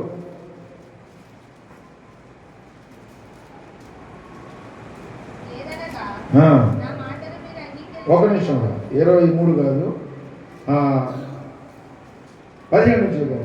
సారీ, యూదా పట్టణములలోను యెరూషలేము వీధుల్లోను వారు చేయుచున్న క్రియలను నువ్వు చూచుచున్నావు కదా. నాకు కోపం పుట్టించినట్లు ఆకాశరాణి దేవత. ఆకాశరాణి దేవత అంటే ఎవరు తెలుసు? ఆకాశానికి రాణి చందమామ దేవతకు పిండి వంటలు చేయవలని, అన్ని దేవతలకు బాణార్పణములు పోయవలని పిల్లలకు కట్టెలు ఆడుతున్నారంట. సండే స్కూల్కి వచ్చే పిల్లలకు కట్టెలు ఆడుతున్నారంట. తండ్రులేమో పొయ్యి మంట ఆడుతున్నారు, స్త్రీలేమో పిండి విసుకుతున్నారు. పాపం ముగ్గురికి క్షణం తీరిక లేదండి. పిల్లలేమో కట్టె ఆరిపోతున్నారు, మగవాళ్ళేమో పాపం సిగ్గిడిచి పొయ్యి కాడ కూర్చొని పొయ్యి మంట ఆడుతున్నారంట. అదే కొద్దిగా భార్య టీ పెట్టి మాట పెడతారా? లేదు, టీ నేను పెట్టదా? భార్యకి బాగాలేనప్పుడు టీ పెట్టి తప్పే ఉందండి. భార్యకి బాగాలేనప్పుడు టీ పెట్టచ్చు, అవసరమైతే ఏదో జడ్డు బామ గుండు బామ తలకు రాయొచ్చు, కళ్ళకు రాయకండి. నన్ను టీ పెట్టమంటున్నాను. చూడండి వీళ్ళు ఏం చేస్తారో చూడండి. వీళ్ళని ఐగుప్తులోండి తీసుకొచ్చింది ఎవరు? ఈ దేవతల. వీళ్ళని ఐగుప్తు కొలువులోండి తీసుకొచ్చింది ఎవరు? బానిసత్వంలోని విడిపించి తీసుకొచ్చింది ఎవరు? ఎర్ర సముద్రాన్ని పాయలు చేసింది ఎవరు? ఎరుకో గొడవలు కూల్చినది ఎవరు? ఫరో రథముల రౌతులను ఎర్ర సముద్రంలో ముంచింది ఎవరు? ఈ దేవతలు ముంచినయా?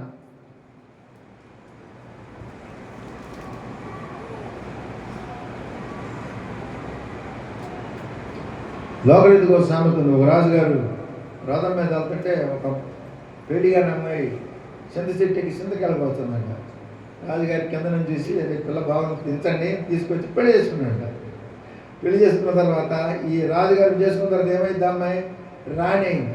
ఒకసారి మళ్ళీ అదే దారిలో రథంలో వెళ్తుంటే ఈ పిల్ల అడుగుతుందంట, మహారాజా ఆ చిట్టి వంకరకు నీ ఏంది మహారాజా అన్నమాట.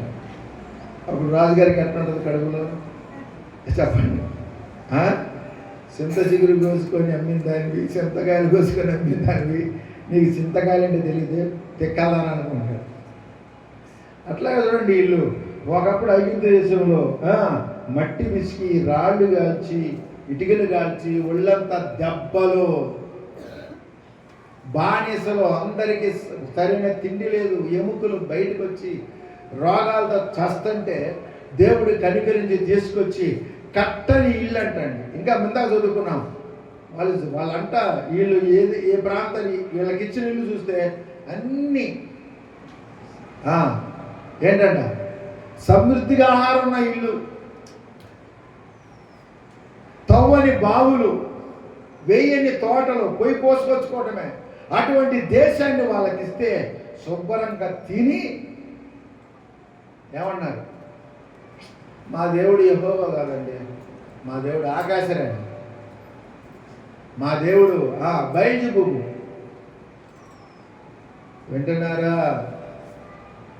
దేవుడు ఏమన్నాడు, ఒక్కడిని చూపించాడు నేను మిమ్మల్ని క్షమిస్తాను. కనుక దేవుడు ఏం చేశాడంటే ఇప్పుడు 23 చదువురా. ఏదనగా నా మాటలు మీరు అంగీకరించడలా నేను మీ దేవుణ్ణయ్యుందును, మీరు నాకు జనులయ్యుందును. చదువుగా దేవుడు స్తుతిద్దాం. హల్లెలూయా. ఏ ప్రభు అంటున్నాడో, మీరు నా మాటలు అంగీకరిస్తే, నా ఆజ్ఞల ప్రకారం జీవిస్తే నేను మీకు దేవుడిగా ఉంటాను, మీరు నాకు ప్రజలై ఉంటారు. గుర్తుపెట్టుకోండి, చర్చికి వెళ్ళిన వాళ్ళందరూ దేవుని పిల్లలు కాదు. కనుక దేవుని పిల్లలకు ఉండాలంటే ఆయన ఆజ్ఞల ప్రకారం జీవించాలి.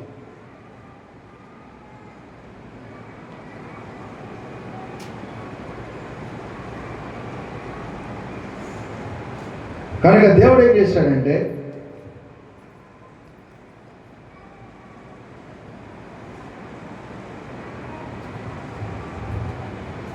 ఈ దేశంలో నుండి ఇజ్రాయేల్ ప్రజల్ని తరిమేశాడు. సొలొమోను కాలం తర్వాత ఇజ్రాయేల్ దేశము 2 భాగాలు చేశాడు దేవుడు. ఇదేమో యోధా, ఇదేమో ఇజ్రాయేల్. కానీ వీళ్ళు చేసిన విగ్రహారాధన బట్టి వీళ్ళని అశ్షూరీయులు తీసుకెళ్ళిపోయారు.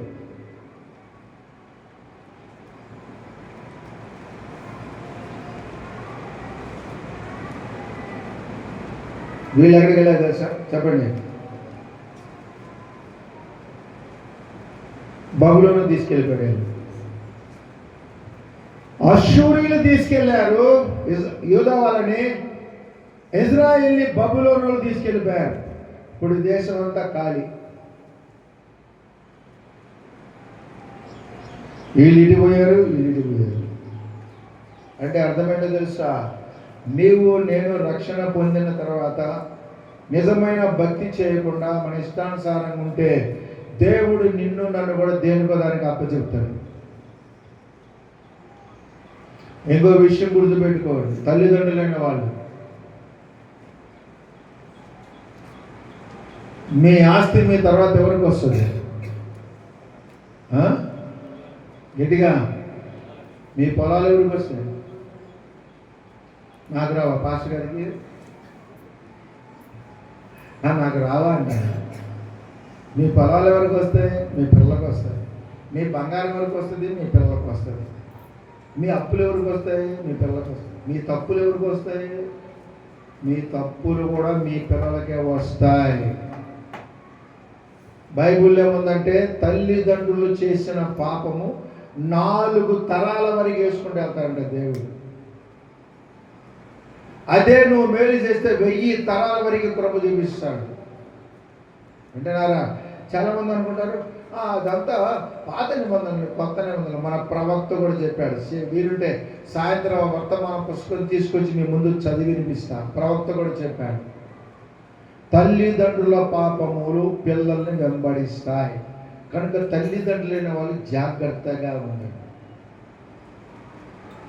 అయితే అది ఆగిపోవాలంటే నువ్వు నిజమైన భక్తి చేస్తే అది అక్కడి నుంచి ఆగిపోతుంది. మన పూర్వీకులందరూ కూడా నాకు తెలిసి అంత మూర్ఖులే, అంత దరిద్రపు రకాలే. అర్థమైందా? మన పితరులు 3-4 తరాలు వెనక్కపోతే భక్తి కలిగిన వాళ్ళు ఎవరు లేరు. అంతా దుర్మార్గులే, దుర్మార్గులు, మూర్ఖులు. మరి వాళ్ళని బట్టే వస్తుంటాయి కొన్ని. కనుక గుర్తుపెట్టుకోండి, మన పిల్లలకి మనం లక్షల ఆస్తి ఇవ్వకపోయినా పర్వాలా, మన పాపాలు వాళ్ళ ఒళ్ళో పడకుండా చూసుకోండి. అంటే నువ్వు పాపం లేకుండా జీవించాలి. ఒకరోజు ఒక దైవజనుడు చనిపోతూ ఆయన కుమారుడు పిలిచి చెప్పాడంట, నాయనా నేను వెళ్ళిపోతున్నాను, కానీ నీ గురించి నా గురించి నేను ఒకటి ధైర్యంగా చెప్తాను నీకు. ఏంటో తెలుసా? నేను నీ ఒళ్ళో ఏ పాపాలు వేయటానికి లేవు. పాపము లేని వాడిగా జీవించాను. దేవుడిని వెనక ముందు చేశాను, దేవుళ్ళలోకి వచ్చిన తర్వాత. కనుక జాగ్రత్తగా ఉండండి. ఇప్పుడు మీకు ఇంకా అర్థం కావాలంటే తల్లిదండ్రుల పిల్లల పాపాలకు వస్తాయి. ఇప్పుడు ఎరుకపట్నంలో ఆకాన్ అనేవాడు ఏం చేశాడు? ఒక బంగారు కమ్మిని, చీనాల వస్త్రాన్ని, కొంత వెండిని తీసుకెళ్ళి గుడారంలో దాచిపెట్టాడు. ఓకేనా? దాచిపెట్టాడు లేదా? గట్టిగా మీరు కాదులే, మా వాడు దాచిపెట్టాడు లేదా? అతను పట్టబడ్డప్పుడు ఆయన ఒక్కడే చచ్చిపోయాడా? అదే విధంగా దానియేలు మీద నేరస్థాపన చేసిన అధికారులు దానియేలుని సింహాల బోన్లో వేసి పైన రాయి పెట్టి ముద్రేసి, అమ్మయ్యా రేపు నుంచి మనం సంపాదించుకున్నంత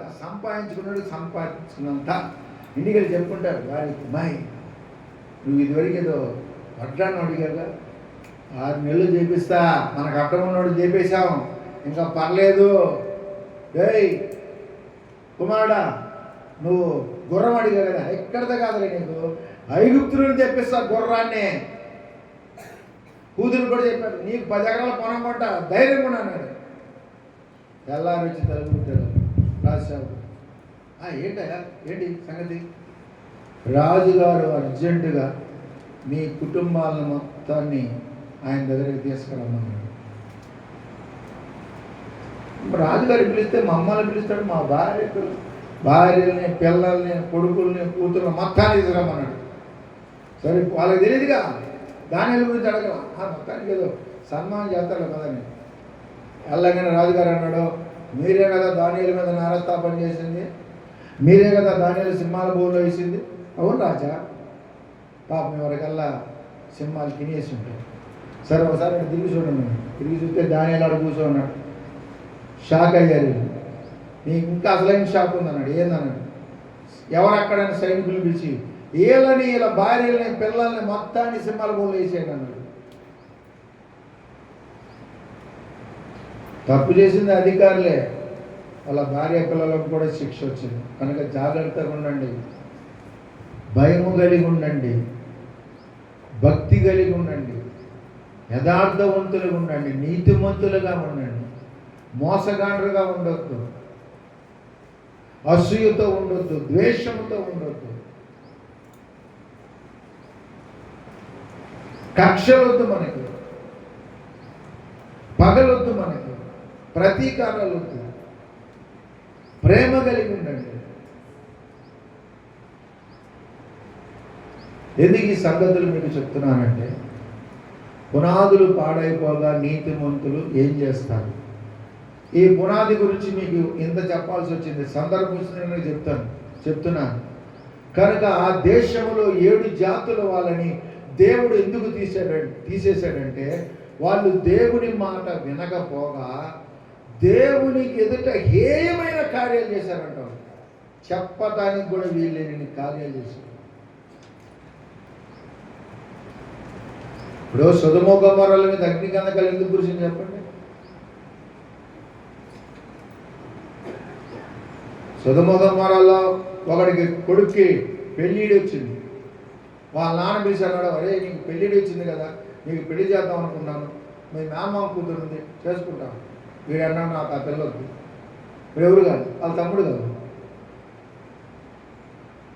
అదేందిరా అంతే స్టైల్, ఇప్పుడు ఫ్యాషన్ ట్రెండ్.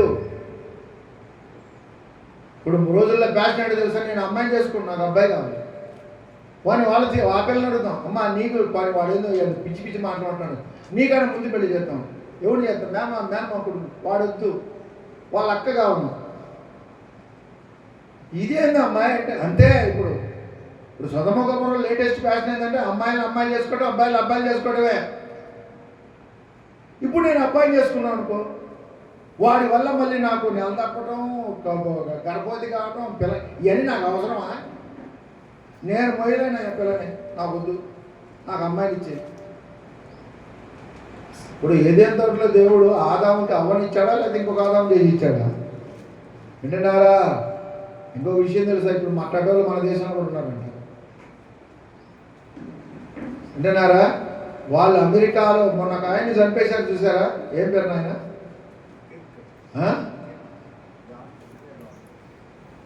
అతను చెప్పాడు, ఏమని చెప్పాడు? అరే నాయన అట్లా హోమోసెక్సువల్స్గా ఉండొద్దు, మగవాళ్ళు ఆడవాళ్ళని పెళ్లి చేసుకోండి, ఆడవాళ్ళు మగవాళ్ళని పెళ్లి చేసుకోండి అమ్మంటే ఒకడు ఏం చేశాడు సార్, మా స్వేచ్ఛకు నువ్వు బంధం కలిగెత్తావా అని. ఏం కన్నది దాన్ని ఏమంటారంటే స్నైపర్ అంటారు. స్నైపర్ అంటే పొడుక్కుంటుంది గొట్టం, దాన్ని పెట్టి అంత దూరంలో ఉన్న కొట్టచ్చు. వాడు ఎక్కడో బిల్డింగ్లో కూర్చొని మీటింగ్లో ఉన్నాడు కరెక్ట్గా. మళ్ళీ ఎక్కడ తెలుసా, దానికి ఒక టెలిస్కోప్ లాగా ఉంటుంది, దాన్ని పెట్టి చూస్తే కరెక్ట్గా ఏ పాయింట్లో కొట్టాలన్న ఆ పాయింట్లో టార్గెట్ చేసి కొడితే వాడు ఎక్కడ కొట్టాడు తెలుసా, కరెక్ట్గా గొంతు కొట్టేది. ఈ గొంతు ద్వారా మాట్లాడుతుంది. వింటున్నారా? ప్రపంచం ఎలా ఉంది కనుక తల్లిదండ్రులని మీకు చెప్తున్నాను, మీ పిల్లలు ఎవరితో సహవాసం చేస్తారో చూడండి. మగ పిల్లలైతే గంజాయి తాగేవాళ్ళతో తిరుగుతున్నారా, తాగుబోతులతో తిరుగుతున్నారా, తిరుగుబోతులతో తిరుగుతున్నారా చూడండి.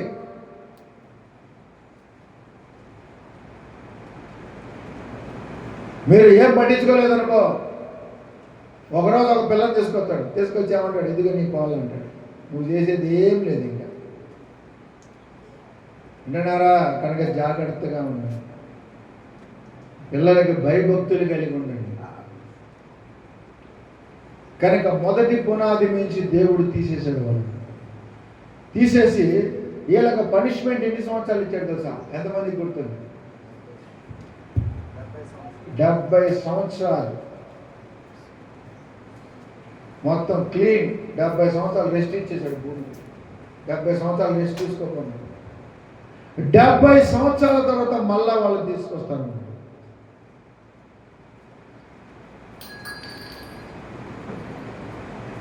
ఎజ్రా గ్రంథంలో ఒక మాట అయిపోయింది, ముగింది. మిగతా వచ్చేవాళ్ళు చెప్తారు. ఎజ్రా గ్రంథం 3వ అధ్యాయం 3.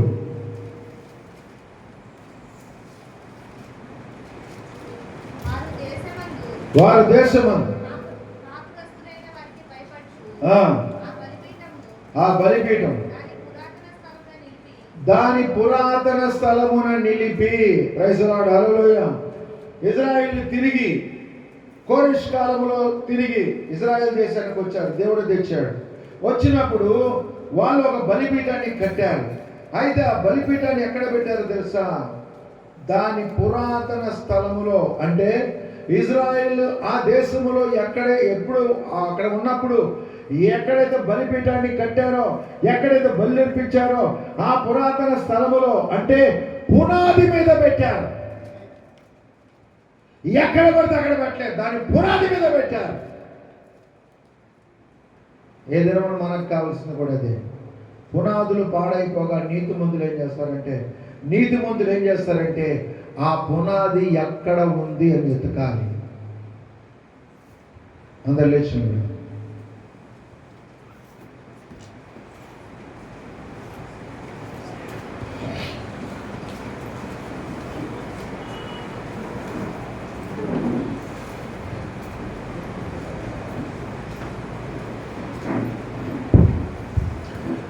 ప్రియ సహోదరి సహోదరులారా, పునాదులు పాడైపోగా నీతిమంతులు ఏం చేస్తారు? దేవుడు పాత నిబంధనలో ఒక పునాది వేశాడు, క్రొత్త నిబంధనలో కూడా ఒకే పునాది వేశాడు. కానీ క్రొత్త నిబంధనలు చేసిన ఒకే పునాదికి వ్యతిరేకంగా అనేకమైన పునాదులు ఉన్నాయి. పాత నిబంధనలు వేసిన పునాదికి కూడా వ్యతిరేకంగా కొన్ని పునాదులు ఉన్నాయి. దాంట్లో హేరోదీయులది ఒక పునాది, శాస్త్రులది ఒక పునాది, పరిసయ్యులది ఒక పునాది, సద్దూకయ్యులది ఒక పునాది.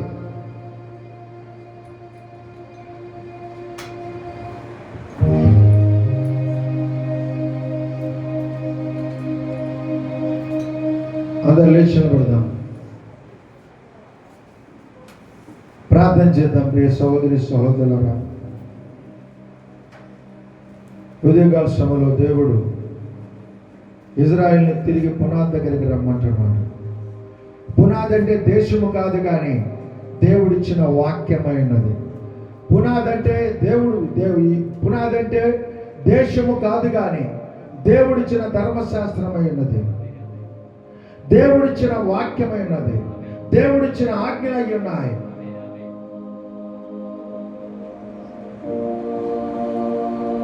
ప్రార్థన చేద్దాం. సౌదులు జాన్సన్ గారు వచ్చి ప్రార్థన చేస్తారు.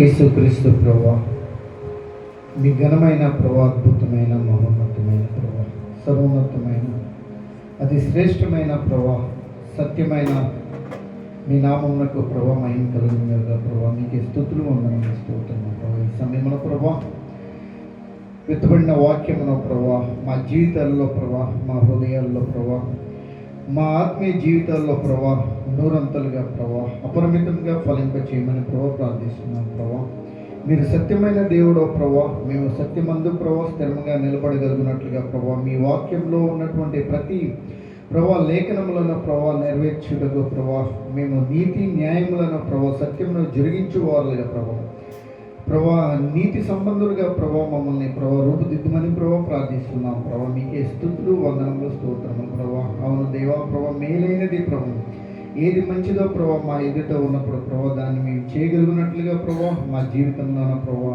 మీ ప్రభా పరిశుద్ధాత్మ శక్తితోన ప్రభా దేవుని శక్తితోన ప్రభా మమ్మల్ని నింపి ప్రభా బలపరచమని ప్రభా. అవును దేవా ప్రభా పునాదులు పాడైపోగా నీతిమంతుడు ఏమని ప్రభా ఏం చేయననే ప్రభా మీ లేఖనం సెలవిస్తున్న ప్రభా. అలాగే ప్రభా మీ లేఖనమే ప్రభా దానికి జవాబు కూడా ఇస్తుంది ప్రభా. మా పితరులు ప్రభా గనులైనటువంటి ప్రభా మీ వాక్యమును ప్రేమించి గౌరవించేటువంటి ప్రభా, మిమ్మల్ని గౌరవించేటువంటి ప్రభా, మీ ఆజ్ఞలను ప్రభా ధర్మశాస్త్రముల ప్రభా 10 ఆజ్ఞలను ప్రభా గౌరవించే మా పితరుల ప్రభా గనులైనటువంటి ఆ పితరుల ప్రభా ఏ స్థలమందు ప్రభా ఆ యొక్క పురాతనటువంటి పునాది ఉన్నదో ప్రభా అక్కడ ప్రభా నిజమైన బలిపీఠాన్ని కట్టి ప్రభా మీకు ప్రభా నిజమైనటువంటి భయమును మీకు నిజమైనటువంటి బలిని ప్రభా భక్తిని ప్రభా వారు జరిగించి ఉన్నారు ప్రభా. మీ స్తుతులు వందనములు స్తోత్రం. అలాగే ప్రభా మేమును ప్రభా సత్యమందు ప్రభా మమ్మల్ని ప్రతిష్ఠ చేయమని ప్రభా, మీ వాక్యమే సత్యమని ప్రభా, మీ వాక్యమందు ప్రభా మేము స్థిరముగా నిలిచి ఉన్నట్లుగా ప్రభా మమ్మల్ని అందరినీ రూపుదిద్దమని ప్రభా. మరి ముఖ్యంగా ప్రభా మా ప్రియులు ప్రభా అనేక మంది ప్రభా రక్షణ లేని వారు ఉన్నారు ప్రభా. అనేక మార్లు ప్రభా మీరు హెచ్చరిస్తూ ఉన్నారు ప్రభా. గత 2 వారాలలో కూడా ప్రభా మీరు హెచ్చరించి ఉన్నారు ప్రభా. సహాయం చేయండి ప్రభా, వారిలో ప్రభా యొక్క మార్పును కలిగించి ప్రభా మీ యొక్క ప్రభా జీవంలో ప్రభా పాలి భాగస్తుల గుడ్డకు ప్రభా సహాయం చేయమని కూడి వచ్చిన బిడ్డలందరినీ బట్టి ప్రభా అందరినీ ప్రభా మీ మహిమకరణ చేతులు సమర్పించుకోవడం ప్రభా మమ్మల్ని అందరినీ ప్రభా యొక్క పరలోక రాజ్యానికి ప్రభా ఆ యొక్క ప్రభా నిత్య నివాసానికి ప్రభా మీతో ప్రభా యుగయుగంలో కలిసి జీవించే గొప్ప భాగ్యమైన ప్రభా మాకు అనుగ్రహించమని యేసు శ్రేష్టమైన నామమున ప్రార్థించి పొందుకుంటున్నాం ప్రభా.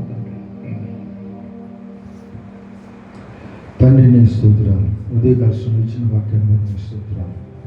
పునాదులు పడైపోగా నీతో ముందు నిలిపిస్తారు ప్రభువా. మా పునాది నాడు ఇజ్రాయిల్ పునాది 10 ఆజ్ఞల ధర్మశాస్త్రమైనది. ఆ పునాదుల ప్రకారం వారు లేనప్పుడు నైనా వారిని అన్ని జనుల చేతికి అప్పగించావు ప్రభువా. శత్రువులు వాళ్ళని తరిమారు, శత్రువులు వాళ్ళని బాధ పెట్టారు, శత్రువులు వాళ్ళని నాశనం చేశారు ప్రభువా. అయా మేము కూడా నాయన మీరు మాకు ఇచ్చిన పునాది మీద నమ్మకముగా నాయన ఈ వర్తమానంలో నమ్మకంగా జీవించేదానికి సహాయం చేయండి ప్రభువా. అయ్యా ఈ మోసపూరితమైన రోజుల్లో మేమున్నాం ప్రభువా, నీకు స్తోత్రాలు స్తోత్రాలు. వంకర మాటలు పలికే వాళ్ళు నాయన మాలోంచి బయలుదేరుతున్నారు. అయ్యా ఎవరు కూడా వంకర మాటలు మోసపోకుండా కృప చూపించండి. విత్తబడిన వాక్యాన్ని దృష్టి కొనుపోకు నీరుకటి ఫలింప చేయండి. బిడ్డల ప్రేమ తెచ్చిన కానుకలు దీవించండి. వారు నీకు ఇచ్చిన రేసు కృష్ణ నూరంత దేవుళ్ళు దయచేయండి. బిడ్డల ఆహారం తీసుకొచ్చిన భాగాన్ని బట్టి నీకు స్తోత్రాలు. వారికి కావాల్సిన ఆత్మీయ ఆహారము శారీరక ఆహారం సమృద్ధిగా దయచేయమని వెళుతున్న మమ్మల్ని చేతులుగా అప్పగిస్తూ యేసు క్రీస్తునామములో ప్రార్థించి మనలో పొందినాము. ఆమె. జిగటగల ఊబి నుండి నన్ను లేవనెత్తెను ఆయనే, నా పాదములను బండపైన నిలిపెను ఆయనే. జిగటగల ఊబి నుండి నన్ను లేవనెత్తెను ఆయనే, నా పాదములను బండపైన నిలిపెను ఆయనే. నా రక్షణను కొనెను ఆ కల్వరి వృక్షముపైనే. నా రక్షణను కొనెను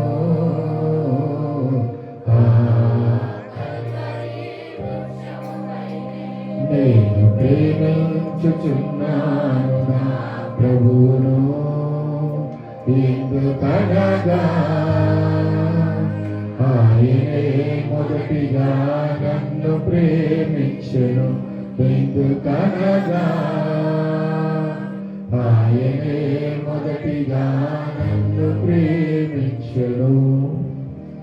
మహాదేవుడైన మన ప్రభువైన యేసుక్రీస్తు కృప, ఆయన ప్రేమ, సాహసము, సమాధానము, దీవెన, నిత్య జీవము ఇక్కడ నా పెద్ద బిడ్డ లోకము ఆయన వధువుకు సదాకాలంతో నడిపించి దీవించును గాక.